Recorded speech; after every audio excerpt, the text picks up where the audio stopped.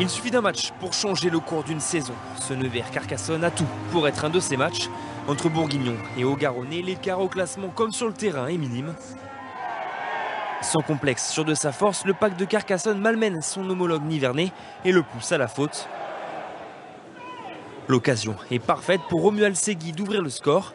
Après un quart d'heure de jeu, c'est Carcassonne qui mène 3-0. Pénalisé en mêlée, il n'en fallait pas moins pour vexer les avants nivernais et sonner le réveil des locaux. Fallait Ali qui peut extraire finalement, qui va trouver une bonne combinaison avec Kylian Jaminet. Il y a du monde sur les extérieurs, il va y avoir l'essai de Lucas Blanc. Le voilà, le premier essai de Nevers. 20 minutes de jeu, Nevers mène 7-3, mais le match, lui, ne s'emballe pas. Les défenses ne craquent pas, mais concèdent tout de même quelques pénalités qui viennent gonfler le score. Nicolas Villemain continue son sans faute pendant que Segui maintient son équipe à hauteur. À la pause, les hommes de Xavier Péméja n'ont qu'un point d'avance et tout reste à faire. Au retour des vestiaires, l'épreuve de force reprend de plus belle et à ce jeu-là, les avants nivernais ont des arguments. Tout en puissance, David Lolo est là, aplati, le deuxième essai de la rencontre.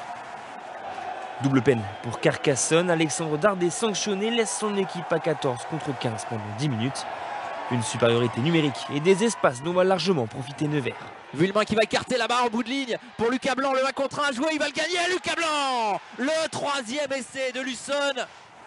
22-12 à l'heure de jeu, le bonus en poche, Nevers n'aura eu besoin que de 20 minutes pour faire la différence au score. 20 minutes pour entériner les espoirs de Carcassonne. David Lolo est là encore lui bien placé dans le regroupement, inscrit un doublé pour sécuriser le bonus. Carcassonne tente sur cette fin de match mais se fait punir par le réalisme nivernais. Urruti récupère le ballon laissé en route par Mac Mahon pour servir Jean-Yves Zebongo. Nevers s'impose avec le bonus offensif 34-12 et consolide sa place dans le top 6. Un top 6 qui s'éloigne indubitablement pour Carcassonne qui repart bredouille du Pré-Fleury.